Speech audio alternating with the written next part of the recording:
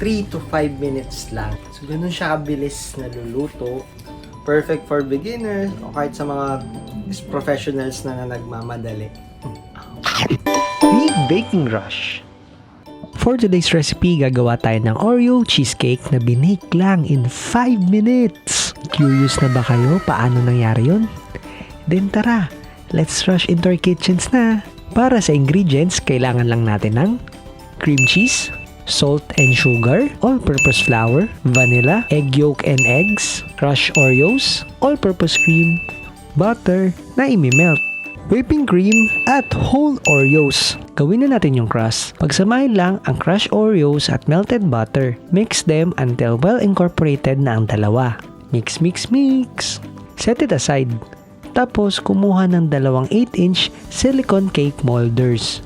Ilagay ang crust mixture dito. Mas mainam na timbangin para even ang sukat. Spread the crust mixture all over the molder. Make sure mo lang na walang holes After that, ilagay sa freezer tapos palamigin natin for about 15 to 30 minutes. Gawin muna natin ang Creamcheese Base habang nagpapalamig tayo ng crust. Sa isang mixing bowl, ilagay lang ang cream cheese, sugar, at salt. Beat them using a paddle attachment under high speed hanggang maging smooth na parang ganito. Don't forget to scrape the sides Sayang! Switch the speed to medium. Tapos, i-add na natin ang all-purpose flour. Then, eggs. One at a time lang yung lagay para hindi masira yung mixture natin at hindi mabigla. Baka din kapag nilagay mo lahat, bumulwak yung mixture, diba, sa'yo. Add in vanilla at all-purpose cream. Don't forget to scrape, scrape, scrape. And lastly, add in crushed Oreos. Kunin ang chilled Oreo crust sa freezer. Tapos ibuhos ang cream cheese mixture dito. Ilagay mo ito sa microwave plate. Then, isa lang sa microwave for 2 minutes lang muna. Check mo lang kung need mo pa mag-add ng another 2 to 3 minutes.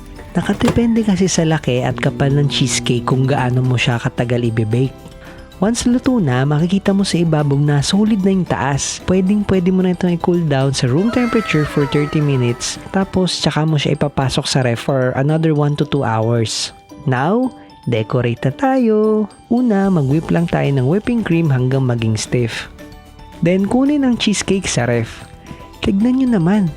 Sing solid ng pagmamahal mo sa jowa mo yung cheesecake. Would you even believe na 5 minutes lang to binake?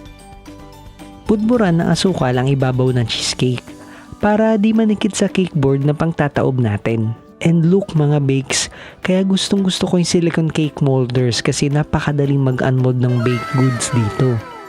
Kumuha ng isa pang cake board tapos itaob ulit. Ayan, perfect! Kumuha ng whole Oreos tapos islice mo ito in half.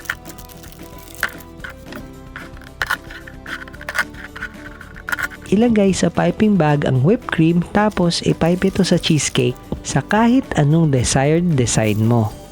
Sabi nga ni Zenaida Seva, hindi hawak ng mga bituin ng ating kapalaran. Meron tayong free will. Gamitin natin ito. I'm using a big star tip sa video na ito. Tapos nilalagay ko lang ang sliced Oreo sa pagitan ng whipped cream. Lastly, pudburan ng crushed Oreos ang gitna ng cheesecake.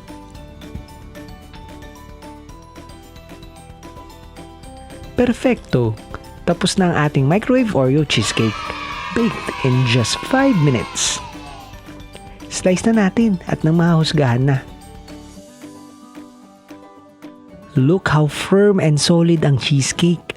Kung sa regular oven mo binake to, for sure, yung 5 minutes mo, tubig pa rin. So, ito na. Tikman na natin tong cheesecake na binake natin. Imagine, for 3 to 5 minutes lang. Depende sa lapad ng cheesecake, no? So, ganun siya kabilis naluluto. Tingnan natin kung same quality din ba siya katulad ng regular cheesecake nyo na matagal binibake.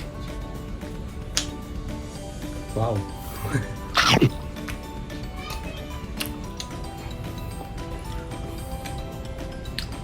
Tap. Siya ganun katamis. sakto lang. Hindi kasi pwedeng sobrang tamis kasi na-experience ko na to na dinami ako yung sugar. Tapos, di ba may Oreo bits pa siya sa loob. So, naging ending super duper over mega tamis niya. Smooth yung cream cheese filling. Yung crust, tamang-tama lang din. It's really good. Try nyo na. Para, imagine nyo, sobrang bilis lang niyang gawin. Bake it in the microwave. Tapos, i-ref mo na lang yung the rest. Very, very easy. What are you waiting for, mga bakes? Gawin mo na to. Now na! If you found this video helpful, don't forget to follow our page and subscribe to our YouTube channel. Thanks for watching. Happy baking and rushing!